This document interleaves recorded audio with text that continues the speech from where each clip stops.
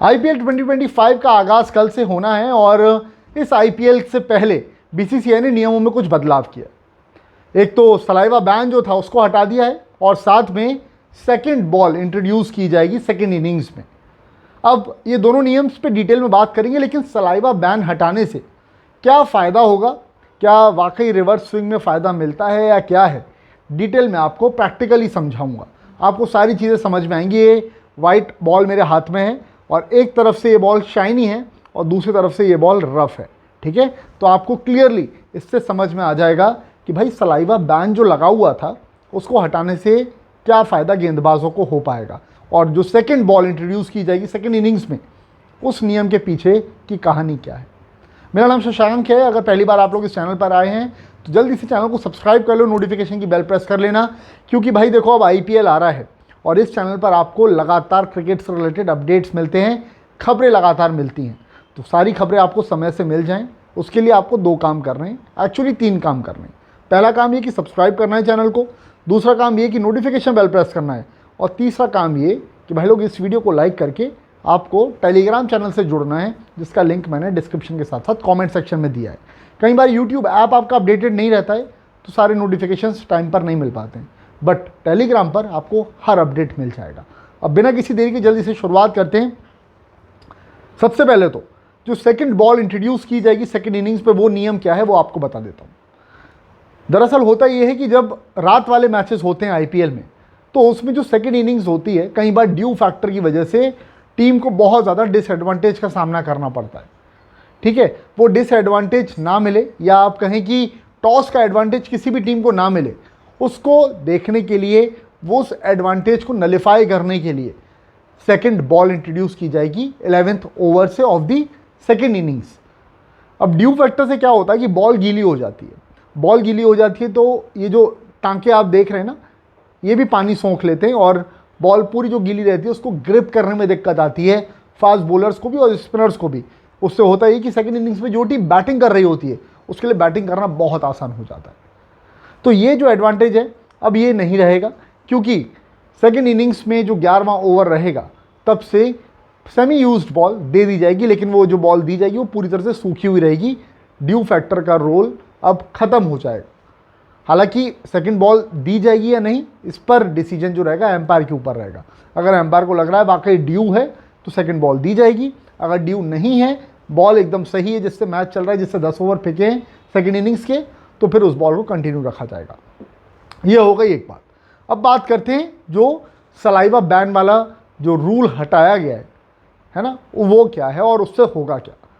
Saliva ban से होता ये कि बॉल है ना रिवर्स होने में काफ़ी ज़्यादा मदद मिलती है। अब नया बॉल जो रहता है, नया बॉल जैसे कि ये बॉल नया है, ठीक, अभी ये बॉल नया है तो इस बॉल से अगर स्विंग कराना है किसी को तो उसमें आपको करना ये है कि आपको सीम पोजीशन और अपनी रिस्ट अच्छी रखनी है। जिस तरफ आपकी सीम रहेगी बॉल उस तरफ मूव करेगा। फर्स्ट स्लिप की तरफ मूव बॉल, अगर सीम है आपका तो बॉल जो है वो आउट स्विंग होगी, और अगर आपका जो सीम है वो फाइन लेग की तरफ है तो बॉल आपकी इन स्विंग होगी एयर में। ये तो हो जाता है नए बॉल का काम। बट जब बॉल पुरानी हो जाती है तब सलाइवा बैन जो हटाया है ना उसका फ़ायदा आपको देखने के लिए मिल सकता है। सलाइवा बैन से देखो होता ये कि एक बॉल की 2 साइड रहती है, एक साइड ये एक साइड ये। अब ये साइड भी मान लो थोड़ी सी पुरानी है, रफ़ हो गई, और ये साइड भी रफ़ हो गई है, तो जो टीम बॉलिंग कर रही होती है वो एक साइड को पकड़ लेती है कि भाई ये वाली साइड है, इस साइड पर हमें काम करना है, इस साइड को हमें चमका करके रखना है। तो दूसरी साइड जो रफ़ है इसको टच भी नहीं किया जाता है, बॉल भी इस तरीके से पकड़ी जाती है जिससे कि पाम पे है ना जो पसीना आता है वो कहीं रफ़ एरिया पे टच ना हो जाए, और फिर सलाइवा लगाया जाता है जो शाइनी एरिया बनाना है उस साइड पर।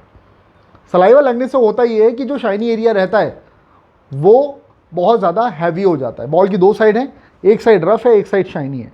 अब शाइनी एरिया किया कैसे? सलाइवा से। जब सलाइवा लगता है बॉल पर तो लेदर जो है वो सलाइवा को सोक करता है। अब जब लेदर सलाइवा सोक कर लेगा, बॉल फिर जब कभी भी मूव होगा, बॉल जब कभी भी जाएगा ऐसे बैट्समैन की तरफ, तो बॉल फिर जो तरफ सलाइवा लगा हुआ है यानी कि जो शाइनी साइड है उस तरफ फिर बॉल गिरना शुरू हो जाएगा, डिप होना शुरू हो जाएगा, जिसको कहा जाता है कन्वेंशनली रिवर्स स्विंग। तो सलाइवा बैन हटाने के लिए मोहम्मद शमी ने भी अर्ज किया था दुबई में, और उसके बाद डैनियल वेटोरी ने भी उनकी तरफ कहा था कि यार सही बोल रहे हैं ये। अब क्योंकि कोविड का कोई भी सिनेरियो नहीं है, कोविड उस समय था तब सलाइवा बैन किया गया था आईसीसी की तरफ से, बट अब कोविड नहीं है तो सलाइवा इंट्रोड्यूस दोबारा कर सकते हैं और सलाइवा बैन जो था वो हट गया है। आने वाले टाइम में आप देखेंगे इंटरनेशनल क्रिकेट में भी ये सलाइवा बैन हट जाएगा और वहाँ पर भी आपको खेलते हुए प्लेयर्स जो हैं वो सलाइवा यूज़ करते हुए दिखाई देंगे।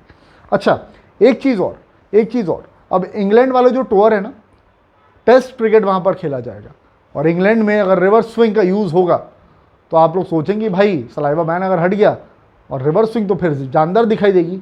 ऐसा नहीं है। इंग्लैंड में क्या होगा कि इंग्लैंड में कंडीशंस जो रहती हैं, जो ग्रास रहती है वो ग्रीन रहती है, बॉल रफ होने का चांस बहुत कम रहता है वहाँ पर। तो वहाँ पर 60-70 ओवर तक, ड्यूक्स का बॉल है, ज़्यादा स्विंग होता ही है, 60-70 ओवर तक भी ना बॉल कन्वेंशनली ही स्विंग होता है, जो मैंने आपको इस वीडियो के स्टार्टिंग में बात बताई कि जिस तरफ सीम होगी बॉल उस तरफ मूव करेगा। सीम अगर इधर है तो बॉल फाइन लेग की तरफ इन स्विंग जाएगा, बॉल अगर फर्स्ट स्लिप की तरफ है तो बॉल आउट स्विंग करेगा।